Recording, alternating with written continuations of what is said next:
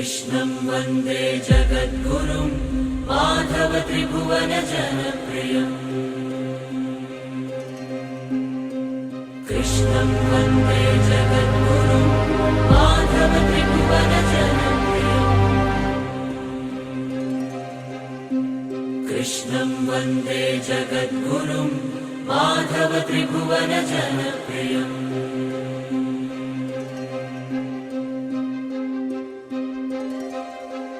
ఓం శ్రీకృష్ణ సద్గురవే నమః. ఓం శ్రీకృష్ణ పరబ్రహ్మణే నమః. కృష్ణం వందే జగద్గురుం. శ్రీమద్భగవద్గీత శ్లోకపారాయణ అథ అష్టాదశాధ్యాయః మోక్ష సన్యాసయోగః. 43వ శ్లోకం. శౌర్యం తేజోధృతిర్దాక్ష్యం యుద్ధే చాప్యపలాయనం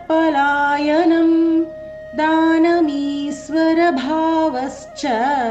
క్షాత్రం కర్మ స్వభావజం. పద విభజన. శౌర్యం తేజః ధృతిః దాక్ష్యం యుద్ధే చ అపి అపలాయనం దానం ఈశ్వరభావః చ క్షాత్రం కర్మ స్వభావజం. తాత్పర్యం: శూరత్వం, ధైర్యం, సామర్థ్యం, యుద్ధంలో పారిపోకుండా ఉండడం, దానం, ప్రజాపరిపాలనా శక్తి, ఓర్పు, తేజస్సు మొదలైనవి క్షత్రియులకు స్వభావసిద్ధమైన కర్మలుగా ఉన్నాయి.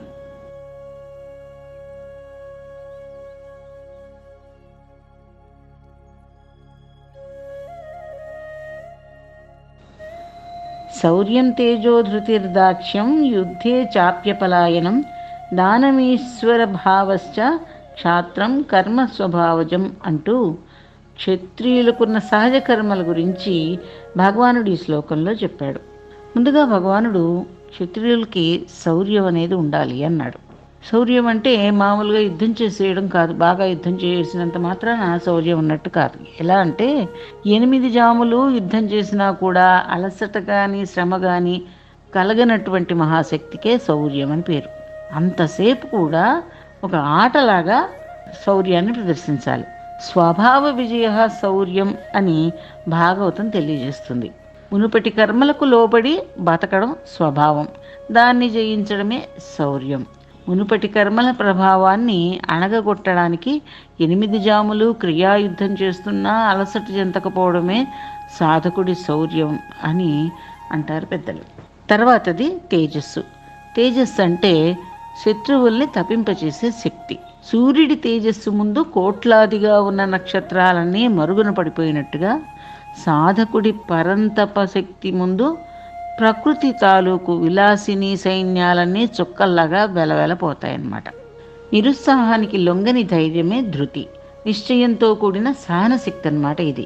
మిన్ను విరిగి మీద పడినా కూడా నిరుత్సాహపడకుండా కష్టాలను, ఎదురుదాడులను నిశ్చయంతో సహిస్తూ ధైర్యాన్ని కోల్పోకుండా పోరాటాన్ని కొనసాగించడమే ధృతి. ఇది యుద్ధంలోనే అవసరమా? కాదు, జీవిత యుద్ధంలో కూడా అవసరమే. జీవితంలో ఎన్నో ఆటుపోట్లు వస్తుంటాయి, వాటన్నిటినీ ఎదుర్కొని ధృతి అనే దాన్ని మనం పొందగలగాలి. ఇక దాక్ష్యం అంటే దక్షత్వం. దక్ష అనే ధాతువుకి వృద్ధి, శీఘ్రము, ఉత్సాహము అనే అర్థాలు ఉన్నాయి. సైనికుల ఉత్సాహాన్ని పెంపొందిస్తూ సమయాన్ని దాటిపోనీయకుండా సైన్యంలో ఉండే తక్కువతనాన్ని పూరిస్తూ సామర్థ్యాన్ని ప్రకటించడమే దక్షత్వం. యుద్ధంలో ఎప్పుడూ వెన్ను చూపకుండా పోరాడుతూ ఉండడం అన్నది క్షాత్ర గుణాల్లో చాలా ప్రముఖమైంది. ప్రమాద సమయాల్లో భయంతో ఎప్పుడూ పారిపోడు నిజమైన క్షత్రియుడు. అలాగే ఒకసారి కానీ ఎక్కువసార్లు కానీ ఓడిపోయినప్పటికీ తన బలాలను సమీకరించడానికి వెనుకాడడు కూడాను. పొద్దుతిరుగుడు చెట్టు ఎప్పుడూ సూర్యుడి వైపే ఉండే విధంగా శత్రువు ఎదురుగా సాహసంతో నిలబడ్డమే క్షాత్రం. ఇక దానం అంటే ఎవరు ఏదడిగినా ఇవ్వగలగడమే దానం. నిజమైన క్షత్రియుడు తాను ఓడించిన శత్రువుల పట్ల ఉదారంగా ప్రవర్తించడమే అసలైన దానం. దండన్యాస పరం దానం అని భాగవతం చెప్తుంది. దండాన్ని పక్కకు పెట్టడం అంటే హింసించకుండా ఉండడమే గొప్ప దానం. తాను పట్టుబడితే ఏది కోరుకుంటాడో ఇదే ఇతరుడు తన చేతిలో ఓడి పట్టుబడినప్పుడు అతడికి దాన్ని ఇవ్వగలగడమే క్షత్రియుడి దానగుణం. చంపదగిన ఎట్టి శత్రువు తన చేత చిక్కెనేని కీడు చేయరాదు, అసలు మేలు చేసి పొమ్మనటే చాలు విశ్వదాభిరామ వినురవేమ వేమన వద్ద మనందరికీ తెలిసిందే. అక్కడ అటువంటి శత్రువుని కూడా చంపచ్చు. చంపదగినటువంటి శత్రువునే చంపకుండా పైనుంచి మేలు చేసి పంపడం అనేది అతనికి ప్రాణదానం ఇవ్వడం అన్నమాట. అంతకన్నా గొప్ప దానం ఏముంటుంది అసలు? ఈ శ్లోకంలో చెప్పిన 7వ గుణం ఈశ్వర భావం. తన ఆజ్ఞను ప్రజలందరూ అంగీకరించేలాగా చేసుకుంటూ వాళ్లను పరిపాలిస్తూ వాళ్ళ సంతోషం ద్వారా రాజ్యాన్ని అనుభవించడమే ఈశ్వర భావం. వేదమూర్తి అయిన ఈశ్వరుడి మీద విశ్వాసం కలిగి ఉండి ప్రభుత్వాన్ని స్వీకరించి తన ప్రభుతను ప్రజలందరూ స్వీకరించేలాగా ప్రవర్తించడాన్ని కూడా ఈశ్వర భావం అని అంటారు. నిజమైన క్షత్రియుడికి ఈ 7 గుణాలు 7 శక్తి కేంద్రాల్లాగా ఉంటాయి. అతడు తన మునుపటి రాజసిక కర్మచేతను ఈ జన్మలో తనలో ఉన్న క్రియాశీలక స్వభావంతోనూ ప్రభావితుడే ప్రవర్తిస్తూ ఉంటాడు. ఆధ్యాత్మికంగా క్షత్రియుడంటే ఇంద్రియాలతో నిత్యము పోరాడుతూ ఉండే గొప్ప సైనికుడు అని అర్థం. అతడు తన మీద దాడి చేసే సంవేదనల్ని, కలతపెట్టే తలపుల్ని నిస్సంకోచంగా దృఢమైన శౌర్యంతోనూ స్థిరమైన నిశ్చయంతోనూ తిప్పికొడుతూ ఉంటాడు. ఎప్పుడూ ఈ పోరాటం నుంచి అతడు వెనుదిరగడు. తన ఏకాగ్రతను నేర్పుగా విజయ దిశగా నడుపుతూ ఇంద్రియ రణరంగం నుంచి ప్రశాంతి రాజ్యానికి చేరుకోవడానికి నిత్యము నిశ్చయపూర్వకంగా ప్రయత్నం చేసేవాడే ఇంద్రియాలను దిట్టంగా ఎదుర్కోగలడు. కఠినమైన క్రమశిక్షణతోనూ గట్టి నిఘాతోనూ ఇంద్రియాల మీద పట్టు సాధించిన తర్వాత యోగి తన నియమాల్ని కొంత సడలిస్తాడు. ఇంద్రియాలు మళ్ళీ ఎక్కడ ప్రలోభ పెడతాయో అని భయపడుతూ వాటిని అతడు దండించడు. అలాగే ఆ ఇంద్రియాల శక్తుల్ని మరీ చచ్చిపడి ఉండవని అనడు. ఒకసారి వాటిని తన అదుపులోకి తెచ్చుకున్న తర్వాత వాటితో అతడు సామాన్యంగానే వ్యవహరిస్తాడు. ఊడిపోయిన ఇంద్రియాలు ఇప్పుడు అతని స్నేహితులన్నమాట. అతన్ని భూమి మీద ఇష్టపూర్వకంగానే సేవిస్తాయి. అప్పుడు అవి అతనితో పాటు సూక్ష్మలోకాలకి వెళ్ళి సూక్ష్మమైన దర్శనాలని, మృదుతరమైన స్పర్శ సంవేదనాలని, శ్రావ్యతరమైన సంగీతాన్ని, స్వాదుతరమైన రుచుల్ని, సూక్ష్మమైన వాసనల్ని అనుభవించడానికి సిద్ధంగా ఉంటాయి అవి.